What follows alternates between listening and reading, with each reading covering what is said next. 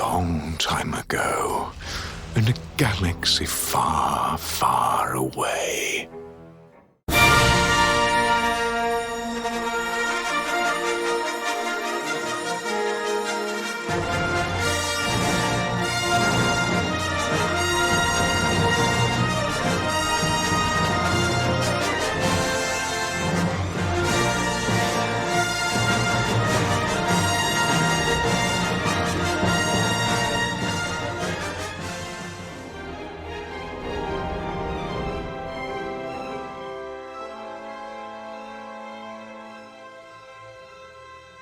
Star Wars, Restraint, a Darth Maul tale by James Luceno, 2011. A short story which helped establish Darth Maul's and Asajj Ventress's origins, introduced in Season 3 of Star Wars, The Clone Wars. Created and read by the Archivist Publishing.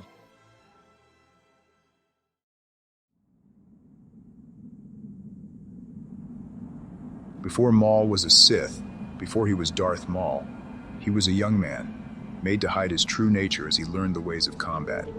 In the shadows, though, Darth Sidious taught him about the cruelty and power of the dark side of the Force. It was the only world he knew, and he yearned for the chance to embrace what he knew to be his destiny. But then his past came to reclaim him, and his whole world changed.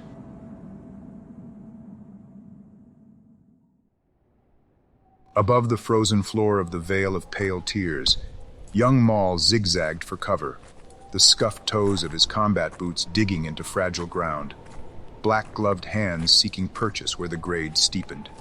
Once more, the gritty soil shifted under his feet, and he fell hard on his right knee. Low-energy blaster bolts fired from below struck the slope to all sides of him, flinging hot shingle into his unprotected face. A bolt caught him in the calf as he scrambled upward, and he cursed his carelessness. As it was, his utility suit was holed from previous strikes, and his body was rashed with coin-sized welts and burns. If the goal of the pursuit had been elimination rather than capture, he would already be lying dead on the frigid bank of the valley's meandering river. A tall pinnacle of eroded stone provided momentary shelter. Maul narrowed himself behind it as blaster bolts added to the abuses nature had wrought. Breathless in the thin air and favoring his right knee, he lowered himself to peer from behind the base of the pillar. Ordinary eyes wouldn't have been able to trace the movements of his would-be captors, but eyes enhanced by the Force allowed him to outsmart the camouflage provided by their suits. In the lead hurried the human, Meltch Krakko, who would have shot Maul years ago if not for Trezza's intervention. Flanking him loped two of the short-snouted Rhodians Meltch had trained, Hubnuts and Fretch, skilled in both tracking and sharpshooting. Even holding his genuine powers back, he had enjoyed a solid lead until a surprise move by Meltch had forced Maul to divert from his original plan. Splashing through the iced river, clambering into the rugged terrain of the valley's north wall, beings from hot, humid worlds should not have been able to keep up with him. But along with the mimetic suits, the Rhodians were sporting respirator masks. As for Meltch, he was built for any climate, any terrain, and decades of combat on diverse worlds had transformed him into a kind of super soldier. Not extraordinary in the way Maul was, but powerful in another way. A profane way, as he had been taught to think of it. Pressing his back to the pocked spire, he scanned his immediate surroundings, then lifted his gaze to the summit of the slope, limned against the cloudless blue-green sky. This part of Orsis was a landscape more suited to the planet's outermost moon, and the reason the valley and its sinuous river were known as Pale Tears. Descending raggedly from the face of a volcano 10 kilometers high, the river spilled onto a deeply fissured tableland, and over the eons had fashioned from the valley wall a veritable forest of mesas and towering pinnacles, cleaved by crevasses and dotted with spiny cacti whose translucent juice was said to cause hallucinations in some species.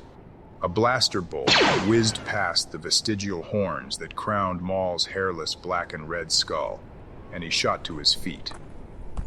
A quick follow-up glance revealed that his pursuers were attempting to surround him, covering for one another as they raced between protective outcroppings, trusting in the masking properties of their high-tech outfits. Maul raised his blaster and drew a bead on the nearest Rodian, forefinger trembling on the trigger, as if urging him to shoot. And he would have, if not for the blowback that would follow from seeing what he shouldn't have been able to see. Frustrated, he bared his teeth to the cold, dry wind sweeping down from the glacier and muttered another curse. Only when he was compelled to remain in the profane world did his feet slip out from under him and his lungs strain to deliver sufficient oxygen to his muscles. Only in the profane world was he forced to play the inferior quarry to safeguard his strength in the Force. Better to wait, he told himself. Better to lead the three of them to higher ground, where the air was even thinner, and the mimetic suits would be hard-pressed to provide concealment. There he would turn the tables in what might at least appear to be an ordinary way. In his thoughts, his master spoke to him. Imagine your trail, and the Force will open it. Backing out of the pinnacle's meager shadow, he deliberately showed himself for an instant before commencing another upward slalom. Blaster bolts dogged his churning footsteps, then caught him in the same calf and in the right shoulder. This time he engulfed the pain and used it to fuel his mounting anger. But Meltch had to be wondering why his prey wasn't slowing down or accepting defeat. So Maul stumbled before resuming his pace. A climb of some 400 meters brought him just short of the valley rim, where water and wind had created a maze of spires and pinnacles. How simple it would be to soar through them, leaving scarcely an imprint of my boots. But not here, not now, not in the profane world. Well-aimed bolts caromed and ricocheted from the spires, filling the air with particulate debris. Maul turned once to return fire, missing wildly as he should. The shooting stopped as he threaded his way deeper into the stony labyrinth, edging through tight passages, crawling through others, leaping narrow chasms. With the rim in sight, he began to formulate a plan for catching his pursuers unaware. Meltch would be harder to fool than the Rodians. By now, the Mandalorian knew all of Maul's tricks, and indeed was responsible for his learning some of them. But Maul had learned some of Melch's tricks that the human hadn't meant to teach, and was counting on the fact that the Mandalorian would send the Rodians to outflank him while he himself continued to hound Maul from behind. Emerging from the spires, he crouched for a moment in the whistling silence. At the head of the valley loomed a snow-capped conical mountain, lording over all it surveyed, a soul cloud wafting from its summit like a lavender banner. Cautiously, Maul ascended to the top of the slope, only to spy Meltch, not 50 meters in front of him, standing with his back to a jagged rend in the broken terrain. How Meltch had gotten past him, Maul couldn't guess. Some Death Watch technique, he supposed. But Maul wasn't supposed to be able to see him, so he steeled himself and advanced into the pain. Melch's first bolt struck him in the right shoulder, spinning him partway around, but Maul completed the turn of his own volition and began a mad dash for the edge of the snaking crevasse. With near misses from the Mandalorian's blaster prodding him forward, he realized suddenly that his eyes had deceived him. More gaping than it had appeared from his earlier vantage, the chasm should have proved an impossible leap for a 15-year-old Zabrak, even for one who had spent almost a decade in combat training. Meltch would expect him to stop short of the edge and surrender, but instead he quickened his pace and jumped, arms and legs pumping as if to grant him greater momentum. He allowed himself to slam into the far wall, using the force to cushion the impact and hooking his hands over an outcropping a few meters below the rim. Having found a narrower gap, Meltch and the Rodians weren't long in reaching him, gathering in their supposed invisibility on the rim to gaze down at him. Maul had himself convinced that his rash move, his leap of faith, had earned him the respect of his fellow warriors, but only until they began to taunt him by kicking debris from the rim in the hope that Maul would lose his grip and plunge to an accidental death. Scarcely the first under the Mando's watch. Anger consumed Maul. How much longer would he be required to conceal his real abilities to be made to seem mediocre, like some still struggling neophyte, when he was so much more? Calling on the Force again, he launched himself from the chasm, somersaulting and half-twisting in midair, so that when his boots struck the resilient ground, he was facing the backs of his hunters with his blaster in hand. By the time the three of them whirled, Melch's lined face contorted in bafflement. Maul was already triggering bolts, as if firing at beings he couldn't see but knew to be in front of him. Still trusting in the suits, They scattered, shooting blindly on the run. Though not a bolt found Maul, the Force guided his to their targets, and each pained outcry elated him. The blaster was almost depleted when Meltch deactivated his suit and shouted for Maul to stand down. But Maul ignored him. Swept up in the grip of sadistic delight, he kept firing, the dark side writhing through him like an aggrieved serpent. And one day he would be able to unleash bolts of electricity from his fingertips.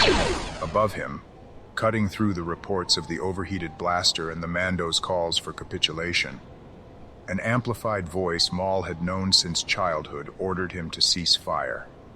Around the smooth top of a low, bone-dry hill, an airspeeder came into view, settling into levitation mode as it put down at the edge of the chasm, a short but powerfully built Faline seated at the controls. Aiming a glance at Meltch and the now visible Rhodians, the reptilian biped leapt from the speeder and approached Maul, snatching the blaster from his grip and tossing it aside. "What were you thinking?" Trezza said under his breath. Meltch had holstered his weapon and was gazing into the dark chasm, at the spot where Maul had seemingly been hanging on for dear life. When he swung around, his eyes were narrowed in suspicion. "How did you—" "I pushed off from a ledge," Maul said. Meltch took a second look and scowled. Turning back to Maul, he said, "How did you manage to target us?" "The suits were glitched. They couldn't decide how to blend you into the background." Meltch glanced to the Rhodians, who shook their heads. Furious then, he stormed past Trezza. Maul sensed the punch coming long before the Mando put his weight behind it. Standing still, he turned his head in the direction of the gauntleted blow and managed to remain on his feet.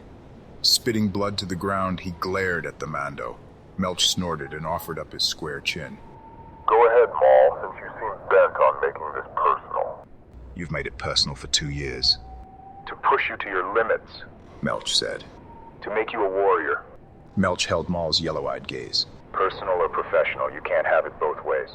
A head shorter than both Maul or Meltch, Trezza stepped between them. It was never a good sign when a Faline took on color, and Trezza's face was shifting through the spectrum. "Enough," he said in his warbling voice, characteristic of all Falines. "No points for either side." Meltch scoffed. "He'll never make the grade, Trezza. Not until he decides to be honest with us. Until then, we're wasting our time."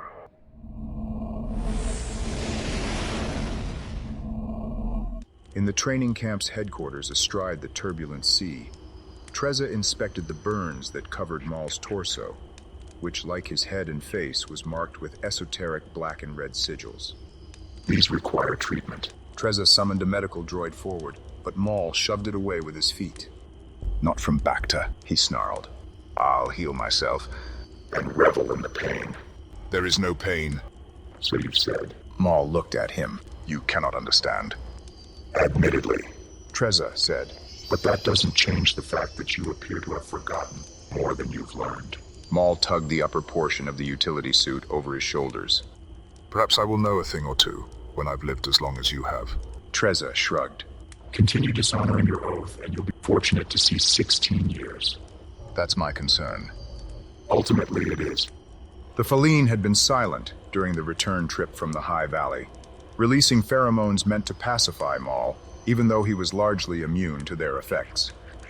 Nearing 200 standard years, Trezza had spent half his life training mercenaries and paramilitaries for planetary governments throughout the Republic, not to mention supplying professional combatants for the Petronaki Arena on Geonosis and the Cauldron on Ratatak, and forging assassins and intelligence agents for royal houses and criminal cartels alike. An even more skilled fighter than Meltch, he was also the closest Maul had to a protector in the ordinary world. "Meltch is intent on goading you into revealing your true nature. Members of the Death Watch were brutally honest with one another, and loyal to a fault. Then why did the group splinter? They underestimated a rival they thought they had eliminated. With their leader dead, the rest scattered. And Meltch wound up here because we too value loyalty and tradition. If not an ideal trainer, he's a gifted strategist. And he was correct about your making this personal, especially now that your powers are increasing." Trezza met Maul's silence with a faint grin. "The vault from the chasm was a brilliant move, but you demeaned it by giving into your emotions. I could have done far worse than tag Meltch and the Rhodians with bolts, Maul said. Trezza's smile collapsed. You and I know that, but that's how it should remain. He paused briefly. It's not my place to question the purpose of keeping secret the full extent of your powers. Maul glowered. Pretense. You led me to believe that you were willing to accept it as part of your training. Once, Maul said. Trezza placed his hands on Maul's shoulders. I wish you'd come to me under different circumstances, Maul. But we both need to honor the arrangement as it stands. Meltch has long suspected that you have the Force, and now you've given him further reason to distrust you. Perhaps he's envious, or perhaps he's one of those who doesn't view the Force with favor. For my part, I'd sooner see you succeed here without employing the Force, as would your benefactor. He fell silent, then said almost as an afterthought. He's here, you know. Maul looked startled. Trezza nodded.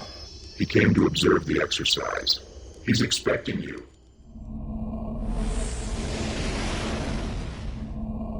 In the cavernous main hall of the ancient manse his master maintained at Blackguard Gorge on Orsis, Maul kneeled, waiting for Sidious to speak. During the lengthy speeder bike trip, he had tried to purge himself of anger and misgiving. He had hoped, in fact, for some being or creature to wander out in front of his racing machine on the aimless tracks that cut through the arid foothills. But none had, and so he had arrived at the stone castle the Munes had raised, with his emotions in the same raw state.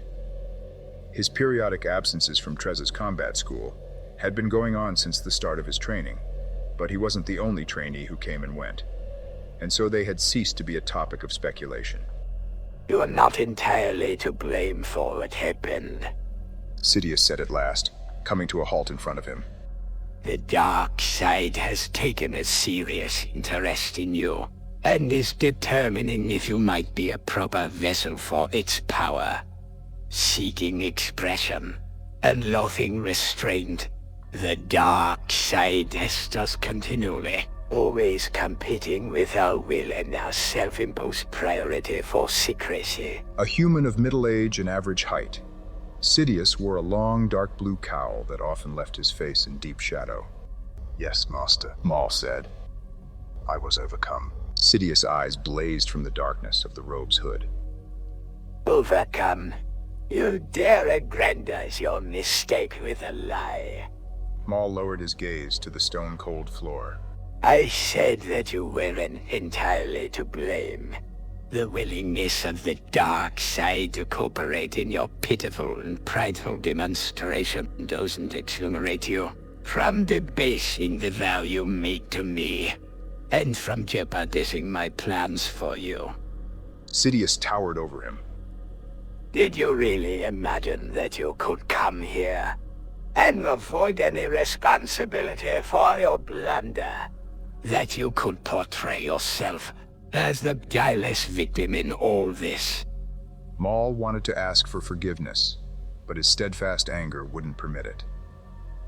In any case, what was the point, since he had received beatings for being right, as often as he had for being wrong?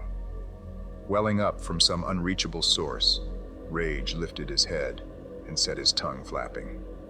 But barely a word passed his lips when he felt his throat pinched closed by a negligent gesture of Sidious's right hand. Do not interrupt, Sidious warned. He paced away from Maul, eventually allowing him to breathe, then turned to him. By using the Force to extricate yourself from the trap your opponents fashioned, you have called unwanted attention to yourself. I am aware that the Jedi have continued to harass Trezza for creating assassins and armies for hire, so consider what might have happened had a Jedi been present during the exercise. A Jedi would not only have grasped that you are strong in the Force, but that you have received training in the dark arts, endangering my position. And by the way, your little ploy on the cliffs would have evoked little more than amusement from a Jedi Master, in much the way a clone provokes chuckling from an audience. Once more he stood before Maul, Now, what did you wish to ask me earlier? Maul began tentatively, as if testing his ability to speak. How long must I go on being one thing here and another there?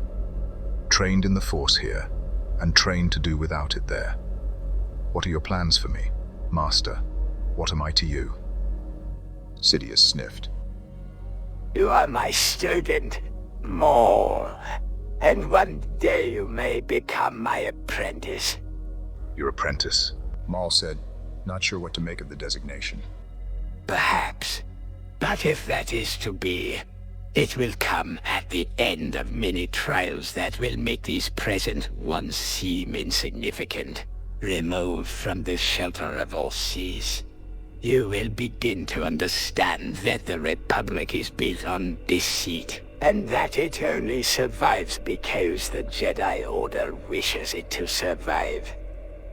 Beings of all types will attempt to fill your head with lies in an effort to sweep you into that deceit, and you will need to be resolute in your allegiance to the dark side of the Force. I understand, Master. Now, Sidious said. You only think you do. From the folds of his robe, he produced 2 lightsabers, tossing one of them to Maul before igniting the blade of his own. Maul guessed that the burns he was about to sustain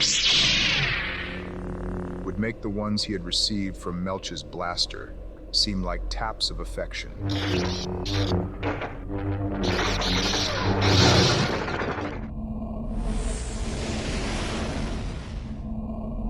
Its circuitous innards exposed, the combat vibroblade rested on a low table alongside a small toolkit.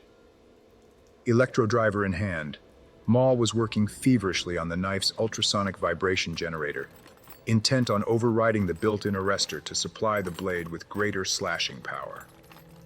If he wasn't permitted to use the Force, then he would use everything short of it, to satisfy the rage inside him, to gut every living thing he encountered during the coming Gora Solo.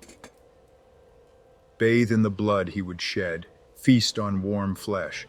Merely imagining it set his fingers trembling, and abruptly the tool slipped from its tenuous hold in the socket and stabbed deeply into the palm of his opposite hand, opening a small wound and bursting the dam of his pent-up emotion. Maul's clenched right hand slammed down on the table, shattering its surface, and the vibroblade took flight, nearly impaling itself in his head. Straightening, he bared his filed teeth and tensed his body, close to loosing a scream that would have brought the barracks down around him. Instead, he inhaled deeply and lowered himself into a chair, hoping to get control of himself. For the past year, each time he had returned from a training session with Sidious, his anger had known no bounds, even on those rare occasions when his body didn't bear burns from his master's lightsaber. Sidious had advised him to expect as much, counseling that as Maul's body matured, the dark side would begin to recognize him as a potential ally and begin to lay claim to his thoughts and emotions. It would be a trying time for him, his master had remarked, a rite of passage, though still not the trial Sidious promised would ultimately break him or earn him an apprenticeship, a partnership in whatever it was Sidious was doing. Though he had known Sidious for his entire life, he knew little about him. While Maul wasn't a slave, he certainly belonged to Sidious in some way. It was Sidious who had delivered him into Trezza's care 8 years earlier. Prior to that, Maul had memories of being reared and tutored by Sidious and his droids on Mustafar, and of journeys by starship to a world called Toste, where he had been trained in the dark arts. But he had no notion as to who Sidious was in the greater galaxy, or on which world he resided. For all Maul knew, he was a warlord, a sorcerer, a monarch, or even a banished Jedi master. Whatever the case, for a being with scarcely a past or an identity, Maul found the prospect of eventually being Sidious's apprentice greatly appealing, and though shaken, hurt, and confused by what had recently transpired, he remained determined to prove his worth to his master. It occurred to him to wonder if Sidious and Trezza had conspired, so that Maul's rite of passage in his Force training should coincide with the Academy's similar rite, during which he was to be left on his own in the Gora, to survive for an Orsis week without food or equipment, save for the vibroblade, in a realm of bloodthirsty beasts. He was picking up the pieces of his short-lived fit, collecting the knife and the far-flung tools, when two of his fellow trainees entered the barracks. The taller and older of the pair, Kalindi Matako, scanned the room, taking in the dismantled vibroblade, the table's crazed top, and the fresh blood dripping from Maul's punctured left hand. A Nautilin, her headdress of striped tentacles, quivered. Everything all right? It was just an accident. She showed him a dubious look. Since when? Kalindi had come to school as a former slave, and had since become Trezza's ward, and a capable warrior. From the first day he met her, Maul had nursed a mostly secret attraction for Kalindi. At times he thought she shared his feelings, but emotions were a terrain more perilous than any on Orsis. The other female was a dark-haired human named Deline. Rumored to be the princess of a royal house, she was absent from the academy even more often than Maul. Her fighting skills were limited, but Trezza was convinced that Deline could become an effective stealth agent. The two of them helped Maul gather the last of the tools, then stood close enough for him to inhale their dizzying aromas. For a moment his rage gave way to a feeling of mystifying intoxication. Meltch came looking for you. Kalindi said. Maul gave the doorway a worried glance. Where is he now? Up top, I think. Deline said. Up top was the OOS, or Orsis Orbital Station. It wasn't unusual for Meltch to be there or off-world, scouting for talent, advising some paramilitary group, or executing a contract. Maul wondered if the Mandalorian and Sidious had ever crossed paths on OOS during their frequent comings and goings. Want any tips on what to watch out for in the Gora? Kalindi said, as Maul set to work on reassembling the vibroblade.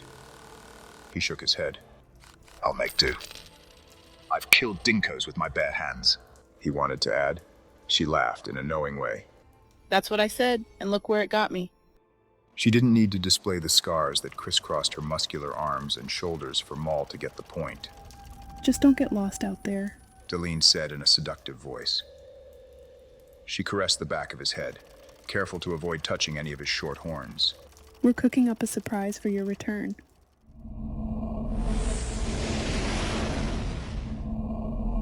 Across a sea of stars, the tall, wan witch had listened attentively to the off-worlder's tale, subjected herself to images produced by the technology he brought, and now ordered two members of her coven to bring before her the Night Sister named Kycina.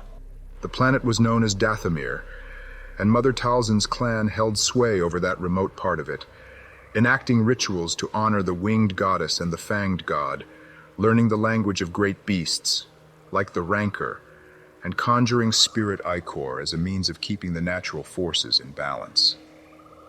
Few outsiders had seen demonstrations of the Coven's magics, and most of those who had were dead. Tainted descendants of an ostracized Jedi, the Night Sisters were nimble humans, though use of dark side powers had altered them physically, as well as emotionally. Talzin's silver eyes were rimmed with permanent bruises that extended upward from their outside corners onto a broad, hairless forehead, framing a shield-like medallion that dangled from a sharply peaked red hood. Her mouth, too, was bracketed by discolorations, as well as deep crevasses that ran from her nostrils to her boxy chin. The straight and swirling adornments that projected from her robes gave her the appearance of a winged insect, a red star, or a deadly flower. Crowning a platform, supported on the upraised arms of stylized human figures, her stone lair featured a facade shaped like an elongated face, whose howling mouth was the edifice's principal entryway. It was through that yawning hole that Talzin emerged, with the off-worlder and two red-clad Night Sisters, the latter armed with short swords. The appearance of the four came on learning that Kycina had been located and brought to the font, a shallow rectangular basin that served as both an altar and a repository for conjured ichor, and around which the members of the coven would gather to perform rituals. The humid air was redolent with the smell of ripening fruits that hung pendulously from the arching, leafless limbs of nearby plants. Positioned between two Night Sisters on the far side of the font, Kycina watched Talzin and the others approach. Petite and youthful-looking despite her age, she was unarmed and had the hood of her garment lowered, revealing close-cropped, light-colored hair. A Dathomiri Zabrak has been discovered to reside on a distant world known as Orsis, Talzin said without preamble. For the sake of the off-worlder Sao, she spoke in basic, but her heavy accent undermined her intention. She asked that he show Kycina the holographic images he had shown her earlier, her disdain for the off-worlder's device obvious. This is the one, Talzin said, gesturing to the device's display screen. His markings indicate that he was consecrated a Nightbrother before he left our world. Subservient to the Night Sisters and kept for breeding and warfare, the Dathomiri Zabrak Nightbrothers were confined to the outlying villages of Talzin's domain. Clearly, Mother. Kycina said, shifting her gaze from the screen. But why do you bring this to my attention? This one's markings suggest that he is of the same clan as Savage Opress and Feral. Talzin's eyes narrowed perceptibly. You birthed him, sister, and somehow you allowed him to be taken from us. Kycina squared her narrow shoulders, but her face had lost what little color was natural to it. Why would I do such a thing? The words had scarcely left her mouth when a gesture from Talzin levitated Kycina a meter off the ground and bent her backward, arching her like one of the surrounding plants, so that her ashen face was tilted to the red sky. Indeed, why would you do such a thing? Talzin said, circling her. Kycina grappled with the spell Talzin had cast, straining to speak. Did you, Mother, not allow Asajj Ventress to be taken from us? Talzin's sentinels brandished their bladed energy weapons. Blasphemy! One of them said. But Talzin ordered her to fall back and continued to circle the suspended Night Sister. When I gave away infant Ventress, I did so to protect the sanctity of our coven. Had I not, Halstead's Sinitine slavers would have waged war on us, and Dathomir would have suffered. You accepted payment. Kycina struggled to say. At least I took nothing in return. So you admit it? Talzin came to a halt. Kycina's eyes found Talzin's. I wanted to save him from you. To save him from a life of enslavement and war. To save him from being fodder for your arcane campaigns. You already took Savage and Feral from me. I wanted a different life for Maul. Then you failed, sister, for that is precisely the life into which Maul has been delivered. To whom did you give him? Kycina squeezed her eyes shut. I didn't learn his name. An elegantly dressed human I encountered in Blue Desert City. Influential and powerful in his own right. Talzin grew pensive. Evidently that one didn't appreciate your gift. Your offspring was handed on to a Faline who trained spies, mercenaries, and gladiators. Kycina blew out her breath. No matter, so long as he's out of your reach. Don't be too sure. She cut her eyes to the Night Sisters who had found Kycina. Lock her away until I devise a suitable punishment. Another pass from Talzin, and Kycina fell like a stone to the ground. When the Night Sisters had dragged her away, Talzin turned to the off-worlder. Normally I could be persuaded to excuse such a transgression, but not with a Nightbrother of such martial prowess. Stands to reason, The off-worlder said. Talzin appraised him. I appreciate your bringing this information to our attention, but your reason for doing so is anything but transparent. Maul isn't simply another adolescent trainee, The man said. Her eyes fell on the tattoos emblazoned on the off-worlder's thick arms. You display the Shriekhawk, the mark of the Mandalorian warriors. Meltch inclined his head in response. Why then haven't you eliminated Maul on your own? Maul is Trezza's pet. And you don't wish to put your business relationship with the Faline at risk? Right again. Talzin considered it. Benefits of a mutual sort will follow from our action. You'll send your Night Sisters to Orsis to reclaim him?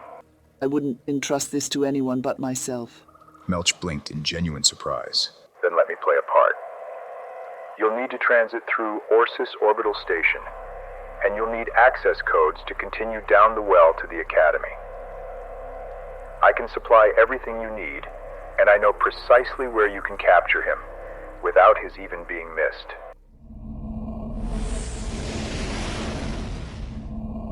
Maul was completing his 7th major kill in as many local days when the freak storm blew in. Dropping from the canopy of an ancient tree onto the biped's humped back, he had plunged the enhanced vibroblade again and again between the armor plates that protected its long neck, until the creature had dropped on its side to the ground. By then, most of the fight had gone out of the beast, and yet it had managed to snap its powerful jaws at Maul when he rolled clear. Springing forward, he delivered the killing stroke, and the plaintive cry that bellowed from the creature's mouth had reverberated from the palisades and sent avians perched in the nearby trees scattering. Distant cries from the beast's cohorts had echoed the dying creatures, and then lightning cracked open the sky, and teeming rain and hail had burst forth. The fact that Maul's week-long and mostly sleepless transit of the Gora was nearly finished made the storm feel even more personally punishing. The Gora crater was the aftermath of a volcanic explosion that had tipped Orsis from its original axis and rendered the planet's northern hemisphere habitable. An immense basin of dense forests and vast swamps, and even a low central mountain that was the re-emergent volcano itself. The Gora was home to countless species of animals that had found their way into it, millennia earlier. The near vertical circumference and treacherous air currents had prevented all save the strongest avians from escaping. The remainder had been left to evolve in their own fashion, in an environment that was less a landscape than an arena, a festering cauldron in which the struggle for survival never ceased. Of Maul's many kills there, only one had been for sustenance. The others had been for survival or sport. No matter what Trezza or Sidious said about the importance of being able to triumph in the profane world, the dark side couldn't simply be dimmed down, like some glow rod outfitted with a dampener. None of the creatures with whom Maul clashed had exercised restraint. They had attacked and defended themselves without reservation. They simply were their nature. Which made Maul wonder, was he expected to rise above his nature? Was the exercise of restraint a way for him to better understand his true nature? Did the dark side only want beings who were capable of rising above themselves? Such had been his inner tempest. Now he was in the middle of a genuine storm, and it was as if it had been engineered to pose one final challenge before he reached the rustic outpost, from which he could call for an airspeeder evac. It wasn't unusual for squalls to blow across the Gora, swelling the waterfalls, sluggish rivers, and bogs, but this one meant business. One moment the eastern sky had been clear. The next, it was a frenzy of ominous clouds. He thought about holding up, but the wind and relentless rain forced him to trudge on. Behind him, trees were toppling, and overhead, clouds of displaced insects swarmed. Eventually, the storm began to abate, dwindling to fat droplets of rain as he emerged soaked to the bone from a thorn forest onto an expansive savanna. The wind, too, died down, but in its place a sound of heavy footfalls filled the ozone-rich air. Lawn beasts, Maul determined after a moment. Perhaps the very ones that had responded to the death call of his most recent kill. Yanking the vibroblade from the sheath strapped to his upper leg, he scanned the grasslands around him, searching for wood from which he might shape a lance. Finding nothing useful, he made a dash for the distant tree line.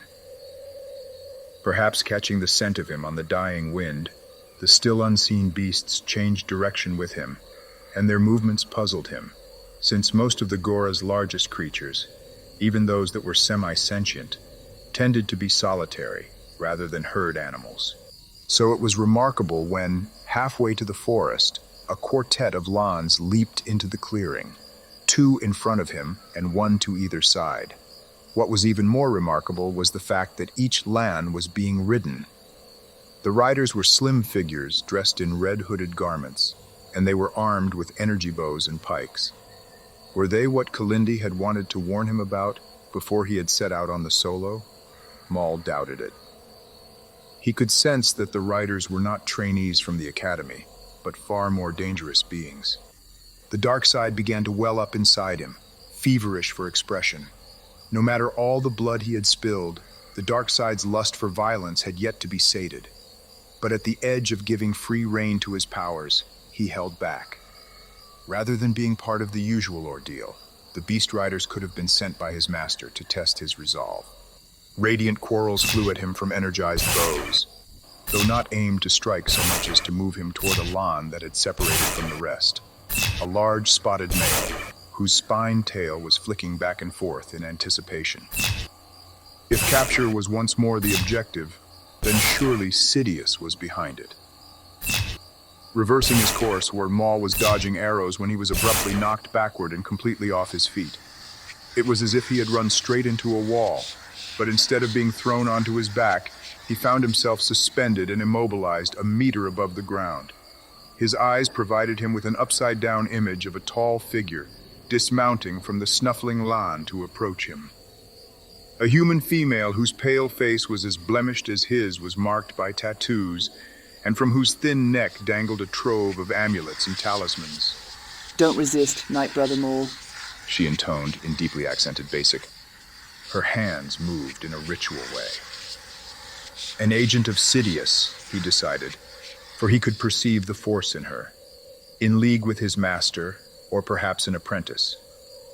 He tried to say as much, but then she touched him on the forehead, and he was plunged into unconsciousness.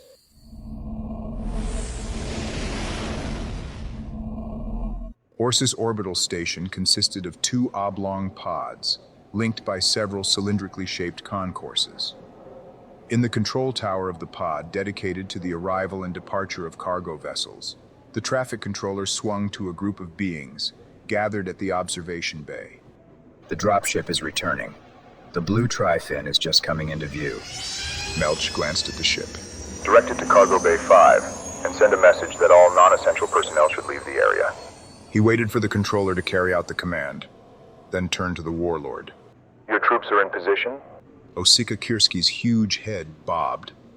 A Volok from remote Ratatak, where warfare was a way of life, Kirske commanded a vast army, but had come to Orsis with scarcely 70 of Wiki and Sinatine mercenaries.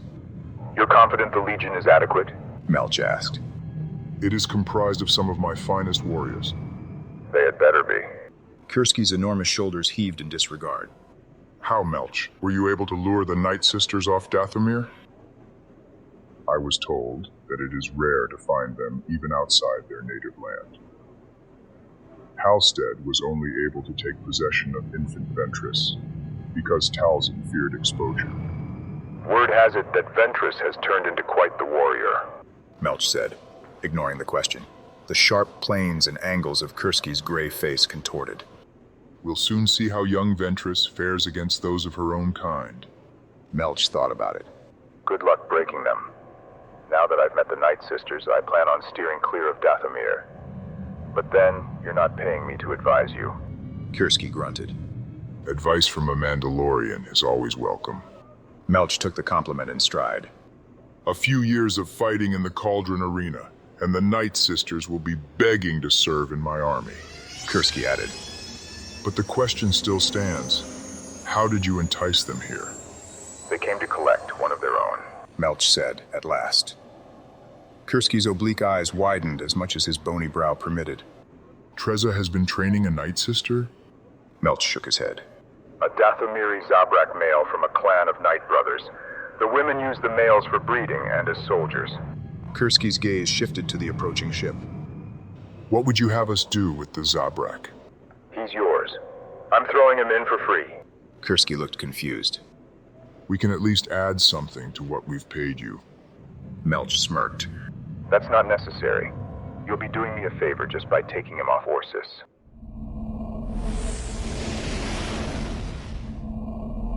Feeling as if he had been robbed of the Force, not unlike the way he occasionally felt during his training sessions with Sidious, Maul surfaced groggily from the trance the witch had engineered.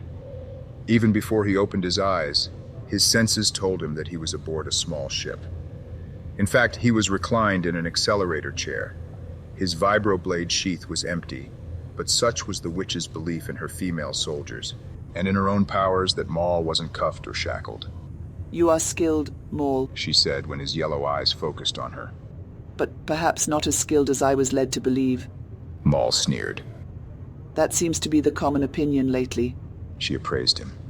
Very revealing.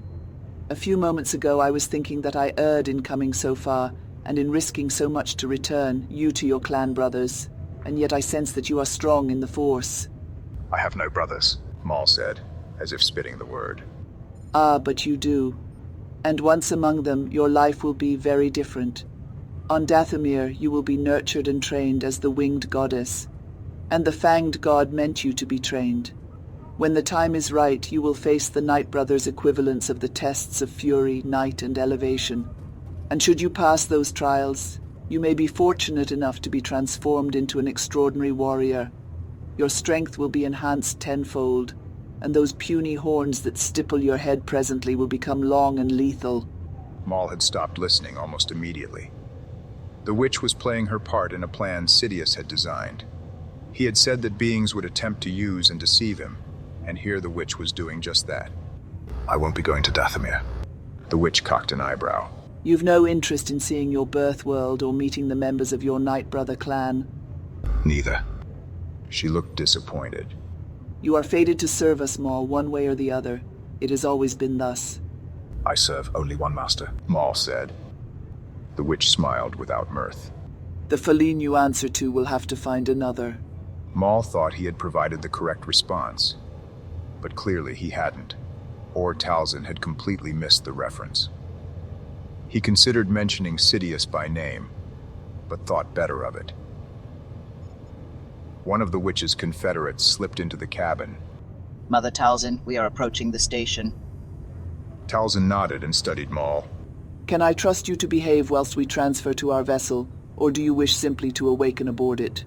Maul glanced at the young female's short sword and energy bow. For the moment, you have the upper hand. I won't make trouble. Of course you won't. Maul was comforted to learn that the station was none other than Orsis Orbital.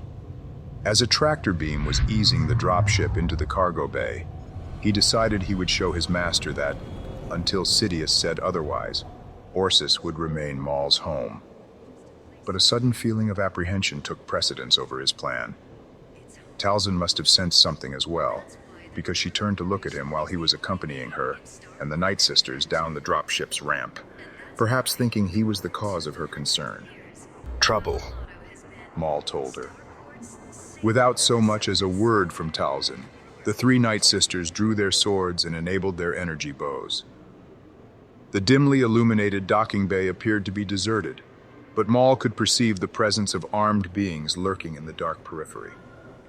Regardless, Talzin continued to march into the open, as if without a care. Stay right where you are, and lower your weapons. A gruff voice barked in Basic over the cargo bay loudspeakers.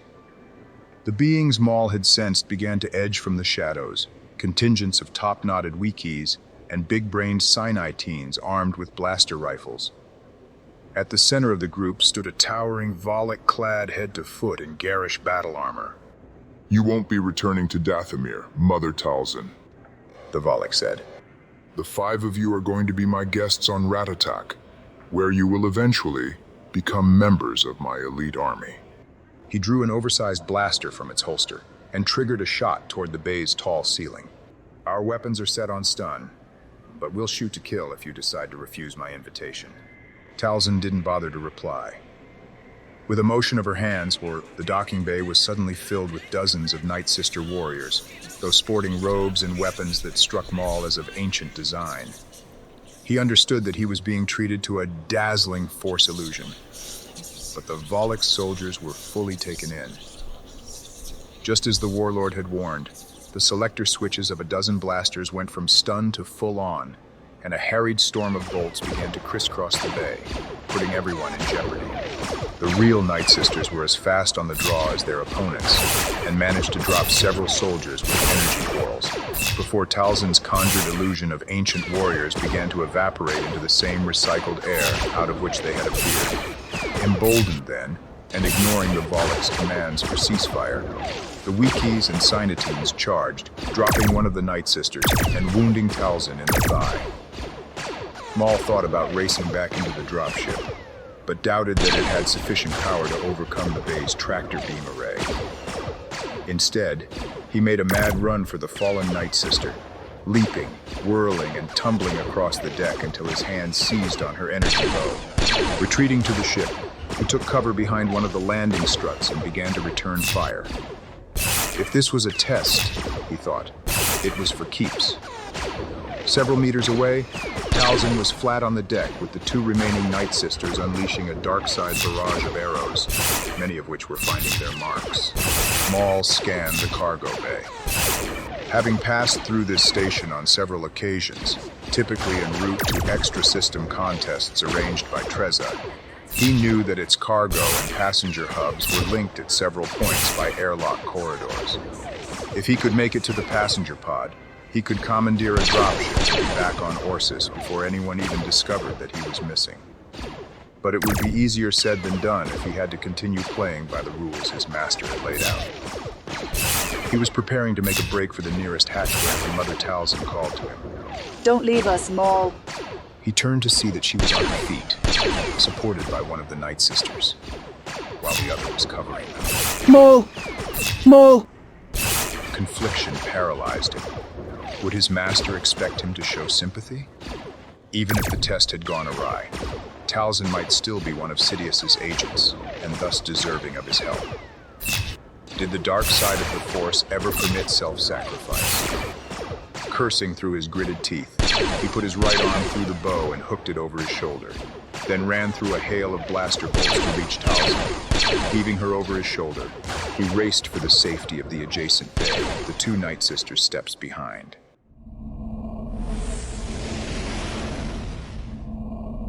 She's dead, one of the leather-faced Wikis reported, as warlord Osika Kirske approached the fallen Night Sister. The Volok's massive right boot caught the lean humanoid under the chin and lifted the Wiki a meter off the deck. There were too many of them. Another Wiki tried to explain, only to take a gauntleted fist straight to the face. Kirske then turned to the few soldiers who remained standing. The witch achieved the impossible. She made bigger idiots of you than even I believe possible. His eyes went to the hatch, through which Talzin and the others had fled. They'll attempt to reach their ship, intercept them, and try to leave me with at least one witch in working order. We'll rendezvous in the passenger hub. Close by, Meltch watched Kirske's mercs hurry off. I tried to warn you, he said.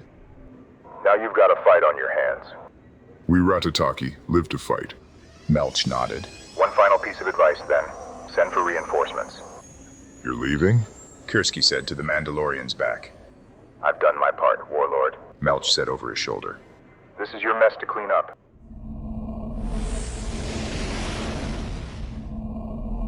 The entrance to one of the station's cylindrical connectors was scarcely 50 meters away, but Maul and the 3 Dathomiri were pinned down behind a cargo container by fire from the Volok warlord's reinforcements. Our magics don't work in this sterile place, Talzin said with abhorrence. That's why I could not sustain the illusion. Blaster bolts were ricocheting from the container. The 2 Night Sisters were returning fire. The illusion that nearly got all of us killed, Maul said. Talzin took her hand from the deep, black-edged groove in her outer thigh and winced. Maul regarded the wound in stony silence. Black against red, like the zigzag markings on his face and head. On Dathomir, I would be able to heal myself. No one asked you to come here, he said, even though that might not have been the case. We came for your sake. That much was a lie, and he said so. Talzin's silver eyes flared. You fail to grasp that you belong to a great heritage, Maul. That you were spirited away from Dathomir doesn't alter the fact that you are a Nightbrother, and that your fate is joined with ours. He snorted. Everyone has a plan for me. She searched his fearsome face for clues to his meaning. I don't understand, she said at last. But Maul had fallen back into silence. In the empty space between the cargo container and the soldiers, a dozen automated load lifter droids were hauling similar containers to various designated areas on the burnished deck, unfazed by the firefight taking place in their midst. The containers were drifting into the bay, on powerful tractor beams from a cargo ship, too large to be berthed inside the station. The entire process was under the guidance of a computer, housed in the bay's upper-tier control room. Maul spent a long moment observing, then said, "We've one chance to make it through the connector and into the passenger pod." He fixed Talzin with a penetrating gaze. "I'm going to need one of your energy swords." Talzin returned the look. You've no training in the use of that weapon. Maul shrugged out of the bow. "I'll just have to improvise."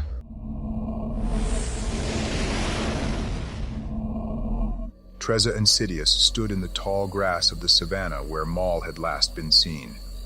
The land speeder that had carried them into the Gora was parked nearby. A strong wind tugged at their robes, and they had to converse loudly to prevent their words from being carried away. "We were tracking him until the storm blew in and destroyed most of the remote camps," the Faline was saying. "By then he was close to the outpost, and we expected him to calm for evac before nightfall." He paused, then added, "No one I've trained ever fared as well on a solo." And yet, Maul has vanished, Sidious said. "The search party I dispatched was able to track him to this point." Trezza said. The Valak made a guttural sound. "But there's no evidence of his trail from here on." Sidious scanned the savannah and the far tree line. Maul was not alone. Trezza followed Sidious's gaze to areas where the grass had been disturbed and flattened. He nodded. "Lons made these.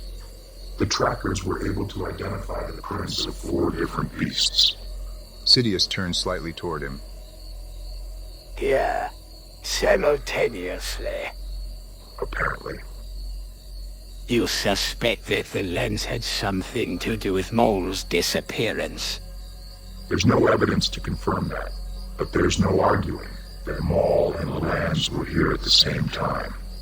The relationship between the Faline and the human went back 8 years, to when Sidious had executed Darth Plagueis' order, that Maul be relocated from Mustafar to the Orsis Combat Academy.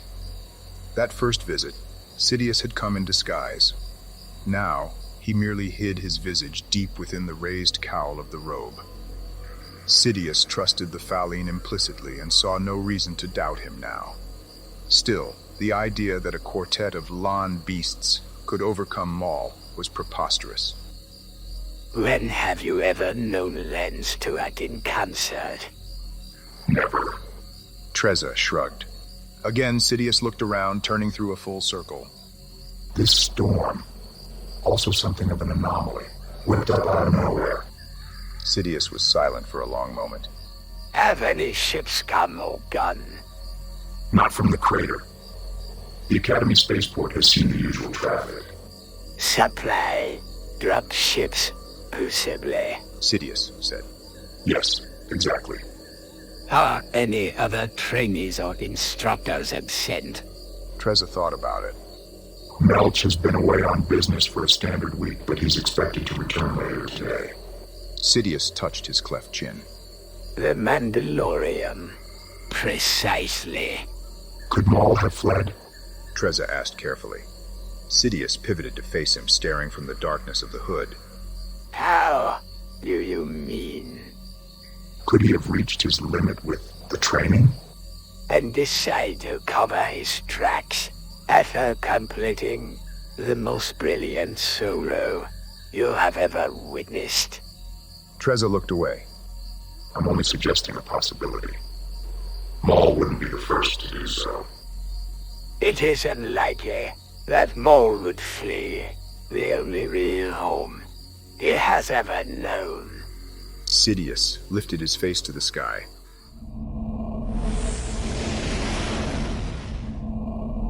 Short sword in hand and evading bolts from Wiki and Sinatine blasters, Maul sprinted for the control room bulkhead. For a moment it appeared that he intended to run up the wall, but instead he launched himself straight up from the deck when he was a few meters short of the bulkhead.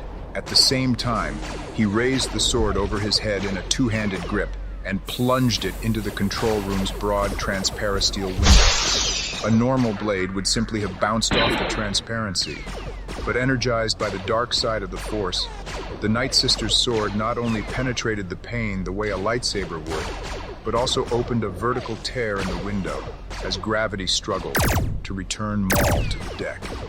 Dangling from the weapon's hilt, he rode with it for a short distance and swung his body up and around the sword, bringing his feet in front of him and slamming them against the pane. That the gambit worked, however, owed less to the amount of momentum Maul was able to supply, and more to the concentrated blaster fire provided by the Volix warriors. Feet first, Maul flew through the smashed window into the control room, with dozens of blaster bolts following him through and ricocheting wildly. Several devices in the room were struck, and as circuits fried, the small space began to fill with acrid smoke. Crawling below the ruined opening, Maul moved to the computer's main control board and began doing input on a touchscreen. He was by no means an expert slicer, but Trezza placed as much importance on computer skills as he did on poison production and assassination techniques. More important, slicing into the programs that oversaw Orsis's automated cargo transfer system didn't require the skills of an expert. With bolts continuing to streak into the room, Maul worked his way into the program that managed the tractor beam array and retasked it. The system kept asking him if he was absolutely certain that he wanted the changes applied, but once he had convinced it, the consequences were almost immediate. Where moments earlier, cargo containers had been floating gently into the bay, they were suddenly soaring in at rapid speed. The large vessel, parked outside the station, was unaffected by the increased pull of the tractor beam, but the containers themselves were arriving too quickly for the load lifters to handle. Instead, they were piling up on the deck, erecting what amounted to a towering wall between the mercenaries and the Night Sisters, though, without preventing the latter from being able to reach the connector, leading to the facility's passenger hub. Grasping the eventual outcome, several of the soldiers broke from cover in an attempt to make it to the far side of the cargo bay, only to end up crushed by incoming containers. A couple of the load lifters also wound up hemmed in, becoming part of an impromptu partition that was close to spilling out of the pressurized bay. With enemy attention diverted to the wall, Maul was able to leap safely from the control room to the deck and return to Talzin's side. Technological magic, she said, though not without a hint of appreciation. Maul helped her to her feet and wrapped his left arm around her waist. With the Night Sisters bringing up the rear, the two of them hurried into the corridor and through the first of several hatches, Maul using the Force to open it as they approached, Talzin using the Force to close it, and the pair of Night Sisters using their energy quarrels to destroy the control panel. All the way through the connector, their teamwork was repeated. Maul wasn't sure if his actions would ultimately be seen as inspired or ill-conceived, but his belief that he was being tested was given credence as he and Talzin were passing through the final hatch and into Orsis Orbital's passenger hub, and the revelation was so powerful it stopped him in his tracks.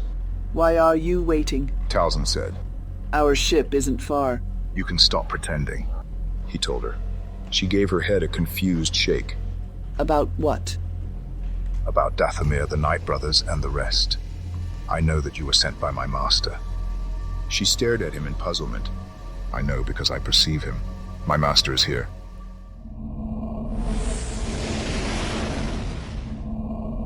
Sirens wailed throughout the passenger hub, and emergency lights brought a scarlet glow to some of the concourses and hangars. Sweating profusely beneath his body armor, Warlord Kirske paced behind the soldiers he had deployed in a bay at the far end of the connector. His 4 quarries were said to have entered. Other soldiers had been ordered to engage station security, and a contingent of Wiki mercenaries had been dispatched to secure the Night Sisters' ship, just in case Talzin and the rest made it that far. That left a mere skeleton crew aboard Kirske's own starship. Considering the ruination the Dathomiri Zabrak had engineered in one of the cargo bays, Kirske had begun to wonder if it was he who had been set up. Meltch had been almost dismissive about the so-called Nightbrother, and yet Trezza's Dathomiri trainee was proving to be more dangerous than Mother Talzin herself. Could the Mandalorian have cut a separate deal with some other Ratataki warlord to draw him into a trap? Certainly, Kirske had no shortage of enemies on the contested world. Kirske glanced in the direction of the connector egress and whirled on one of his Psi-19 lieutenants. What is taking them so long? Why haven't they exited? And why is it so criffing hot in here? Carefully, he wedged a clawed finger into the ring collar of his tunic and gave it an outward tug, hoping to release some of the heat that was building up under his breastplate. The leathery scalps of the Wiki nearby were beaded with sweat. My lord, our forward scouts report. No sign of them, the Psi-19 said at last. Kirske tried to sharpen his view of the connector egress, but found his distance vision slightly blurred. To his eyes, the far side of the bay looked as if it were obscured by fog. The optical illusion may have been the result of sweat running into his eyes, or perhaps not. Just in case, he made note of the location of the nearest bay egress. In a utility room below the bay in which Kirske's soldiers were deployed, Maul and the Night Sisters stood on a maintenance gantry, several meters above the room's flooded deck. The deluge owed to ruptures in the broad pipes that coursed overhead, opened by slashes from Maul's Dathomiri blade. As fast as the water gushed from the pipes, Talzin, motioning broadly with her arms, was turning most of it to steam, and clouds were beginning to rise through the slotted deck plates of the bay above. It won't be as powerful as the storm I conjured on Orsis, Talzin said. But it should do. Like Maul and the two Night Sisters, she was wearing one of the emergency respirator masks Maul had snatched from a nearby airlock, after he and Talzin had both sensed the ambush awaiting them at the end of the connector. They had picked their way down into maintenance corridors that ran beneath the passenger hub's concourse level, where earlier, Talzin had been unable to bring her magics to bear. Her powers to alter water were apparently unaffected by the techno-sterility of the rest of the station. Talzin continued to make magical passes with one hand, while the other dug deeply into a pocket in her robe. Mumbling in Dathomiri, she extracted a crystalline ampule and began to fling its amber contents in the clouds of superheated steam. Motioning with both hands, she swirled the clouds, directing them to rise more rapidly as if blown upward by powerful fans. The four of them waited until they heard coughing and retching sounds from above, then made their way to the end of the gantry and ascended a ladder that accessed the upper bay. Victims of Talzin's soporific and near-impenetrable fog, the warlord's soldiers were stumbling about, as if inebriated, or bent over and vomiting onto the deck. The two Night Sisters waded into their midst with swords flashing. The few Wikis and Psi-19s who hadn't succumbed fully to Talzin's strange brew opened fire with their blasters, but were quickly cut down. Leaving the swordplay to the masked Dathomiri, Maul tore into the Volok's rear guard with fists and feet, bruising bodies and breaking bones, as he fought his way to the warlord himself. Out of the fog came a hail of fire from the Volok's close-in defenders, forcing Maul to hit the deck, bleeding from a bolt that had grazed his upper right arm. Clambering to his feet, he resumed the charge, but by then the warlord and his top lieutenants had beat a retreat through one of the exits. Only Talzin's voice kept Maul from giving pursuit. Our ship, she called. Waves of her hands caused the spreading mist to coalesce into a liquid sphere, which she then burst with a single magical pass, showering the deck with water. Yanking the respirator from her face and hurling it aside, she gestured in the direction in which the ship was berthed. Quickly!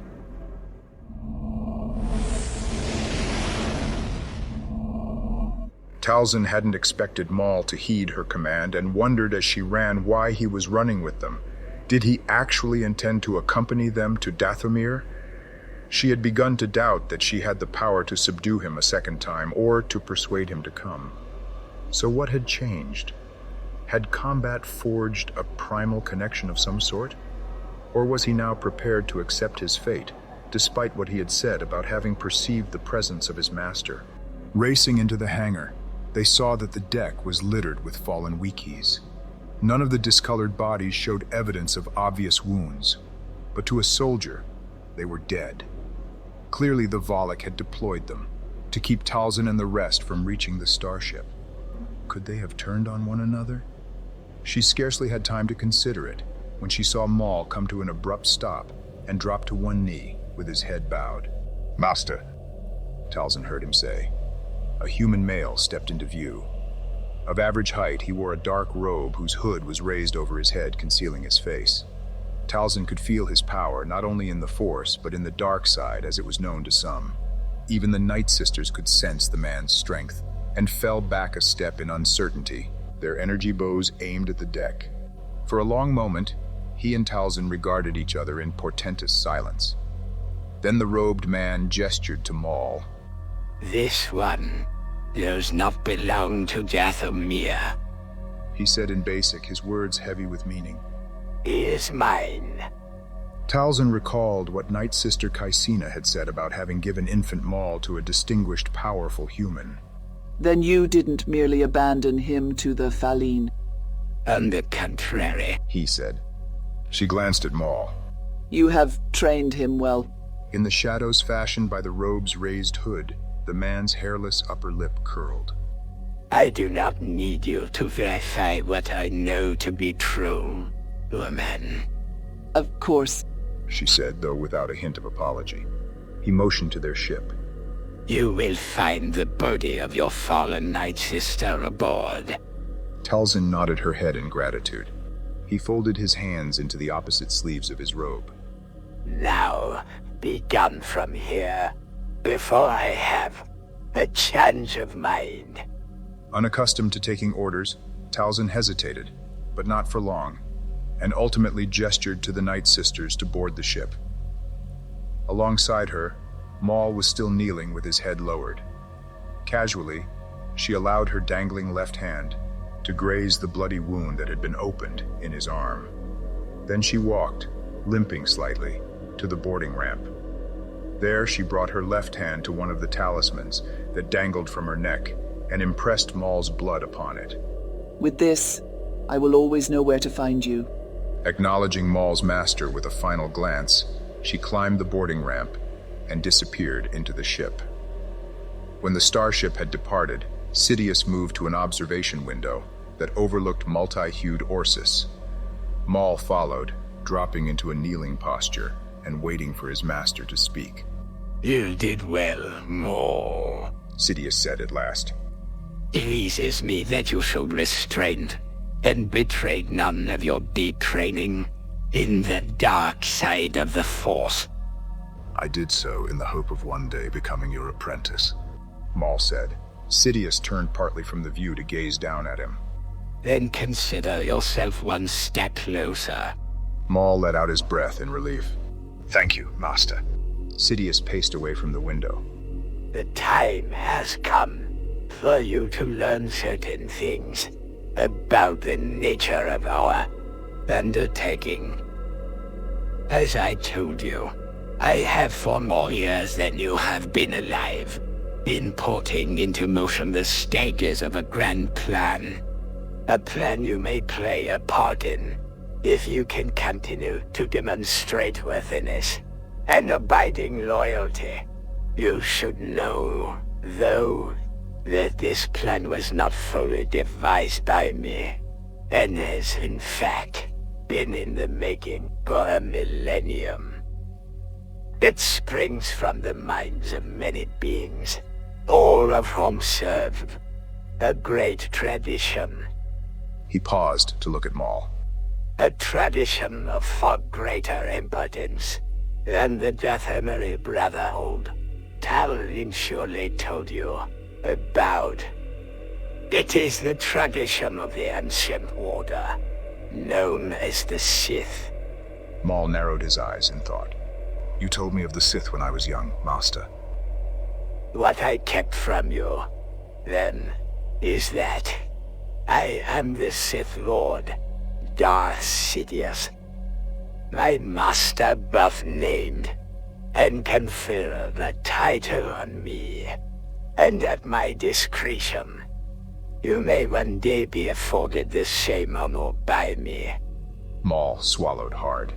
I will strive to prove my worth to you, Master. Yes, you will. Sidious said, then added, From this point forward, I will begin to tutor you in the ways of the Sith. Over time, I will permit you to learn some things about my alter ego and our ultimate purpose. For now, know that we are adversaries of the Republic and mortal enemies of the Jedi Order.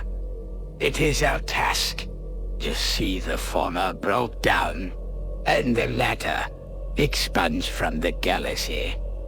While I remain the guiding hand in this, you will execute missions against those who constitute risks to my position, or if the true purpose of our acts were to be discovered. Maul's heart pounded. Nothing less than perfection will be sufficient. Maul. Sidious said. Do you understand? I understand, Master. Then, let's put that to the proof, shall we? Maul looked up. Another test. Sidious's brow furrowed. Another. As you engineered with Mother Talzin. Sidious grinned faintly. What happened on Orsis and aboard this station was not set in motion by my hand, Maul. In fact, you were betrayed by one who told Talzin where to find you, and then aided and abetted her plan to capture you. Maul's eyes widened.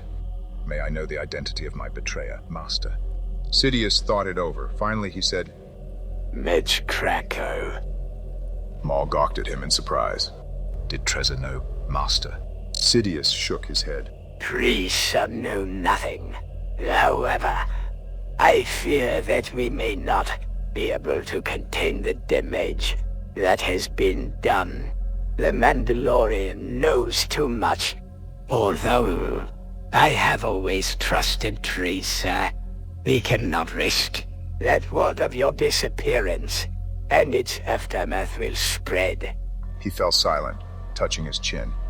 I will deal with the Volek warlord, but it will be your task to deal with Trezza and the others at the school. Maul gazed at him in question. They need to die. Maul, instructor and trainee alike, to the last of them. Maul's heart turned to stone. I live to do your bidding, Master. Sidious nodded. And as long as you do, you will continue to live.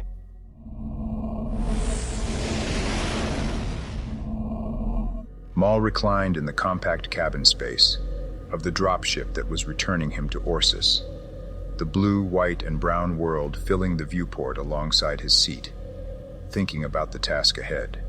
He decided that he would miss Deline and Kalindi, and Trezza especially, but he accepted that their deaths were essential to Darth Sidious's plan, a grand plan, in which Maul was now an accomplice. At any given moment, there could be as many as 500 beings at the Academy, and he wrestled with ideas for ensuring that all of them died. Sidious had forbidden the use of a lightsaber, but he had said nothing about exercising restraint. Maul looked forward to confronting Meltch, and of finally being able to demonstrate his full abilities to the Mandalorian.